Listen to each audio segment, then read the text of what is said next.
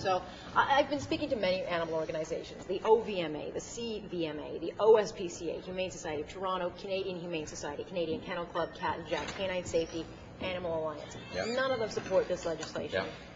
Yep. Yeah, no, and I've heard from them too. I've heard their side of the story, and look forward to hearing from them as the debate continues. They take the position that, in fact, this will not make our community safer. My view is this is going to make our community safer. I believe that what happened in Winnipeg and in Kitchener-Waterloo really addresses the debate in that they used to have a number of serious pit bull incidents every year. Now they don't have any. But they have an increase in Rottweiler attacks, and they had more bites 4 years after the plan had been put in place. No, we spoke to the officials in Winnipeg and Kitchener-Waterloo. Firstly, dog bites overall went down in Winnipeg, and in Kitchener-Waterloo, the officials we spoke with told us that in fact the other dogs didn't fill in that gap. The question really is this an inherently dangerous dog? Doberman Pinschers? No. Pit bulls?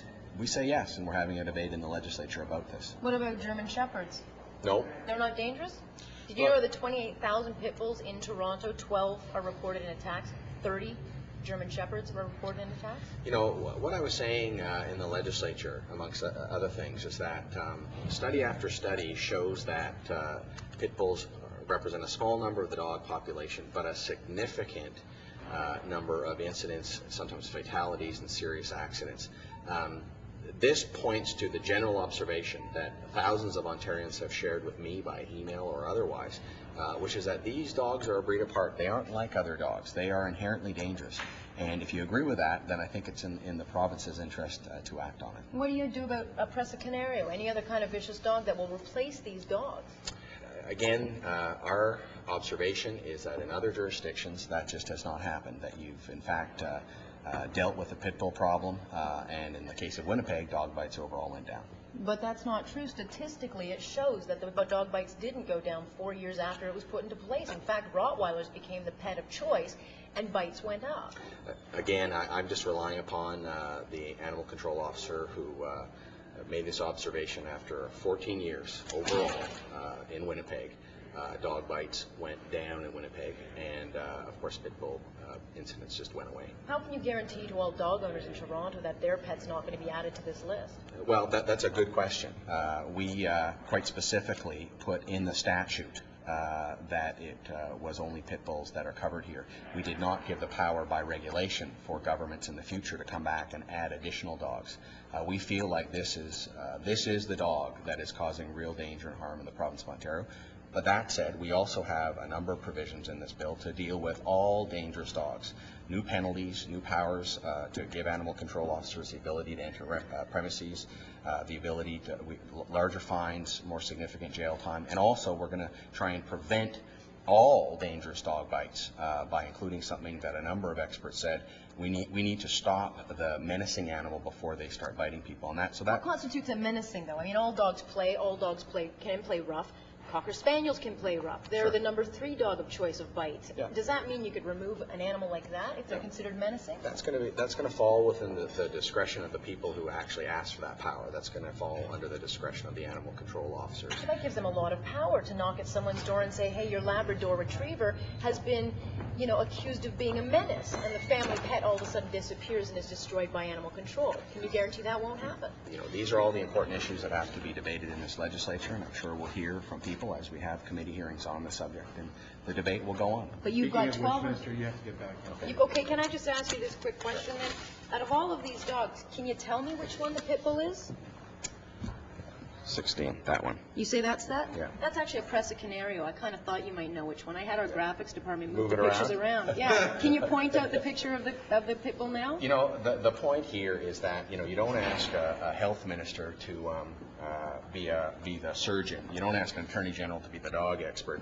I want to put this in the hands of experts to determine this. But let me be clear. If you own a pit bull, you own a pit bull, and if you own a pit bull, you're going to comply with these new regulations. That seems pretty clear to me. If you got a pit bull, it's a pit bull. But you're making the legislation, and you yourself can't tell which dog is the pit bull.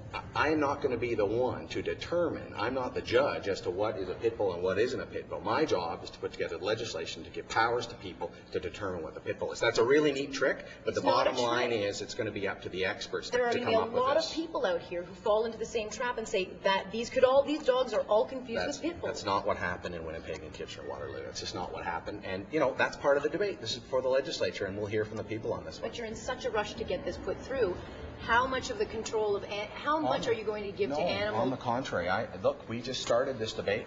Look forward to having more debate on this. This is in the legislature right now. I understand some people often complain the government's act too slow. We feel like we're acting with due dispatch. We're acting appropriately. We're acting with the appropriate speed. And at the end of the day, it's going to be up to the legislature to decide this. And we're hearing from the official opposition. Want to hear if the Conservatives support this or not. Want to hear if the NDP support this or not. We'll have hearings on this. We'll ultimately let the MPPs in there who are elected to represent their constituents decide. History says breed-specific legislation does not work. It hasn't worked in the UK. It has not worked in the United States. It has not worked. In fact, in Italy, they've added 92 breeds to their pit bull ban. Well, it's worked in Winnipeg, it's worked in Kitchener-Waterloo. I'm convinced it's going to work in Ontario, and we'll have a debate about that. Last question: why didn't the province implement any of the inquests laws that were recommended in the Courtney Trempe case? Well, you know, we certainly will consider whether or not we need to be making amendments to this legislation. We're always open to that, and we'll hear from the opposition if they want to put forward amendments.